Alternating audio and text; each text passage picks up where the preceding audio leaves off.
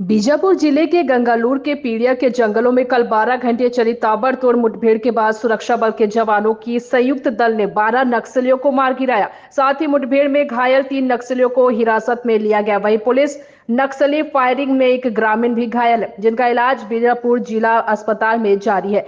बीजापुर में हुए मुठभेड़ में सभी नक्सलियों का शवों का पोस्टमार्टम जिला अस्पताल में कर दिया गया है। मुठभेड़ में नक्सलियों द्वारा इस्तेमाल किए गए बड़ी मात्रा में हथियार बरामद किया गया है। मुठभेड़ में बीबीएल लॉन्चर, 12 बोर बंदूक, कंट्री मेड राइफल, भारी मात्रा में विस्फोटक बरामद किया गया है। नक्सलियों ने सुरक्षा बलों को गुमराह करने के लिए पुलिस की वर्दी अपने साथ रखी थी, जो मुठभेड़ के बाद जवानों ने बरामद किया है। बीजापुर से के संतोष कुमार की रिपोर्ट। माओवादियों की शिनाख्त हो चुकी है। उसमें से ये पीपीसीएम एसीएम लेवल के मेंबर्स भी हैं, कंपनी 2 के सदस्य हैं, इसके अलावा मिलिशिया प्लाटून कमांडर और मिलिशिया सदस्य भी हैं। टोटल लगभग 30 लाख के इनामी इसमें ढेर हुए हैं।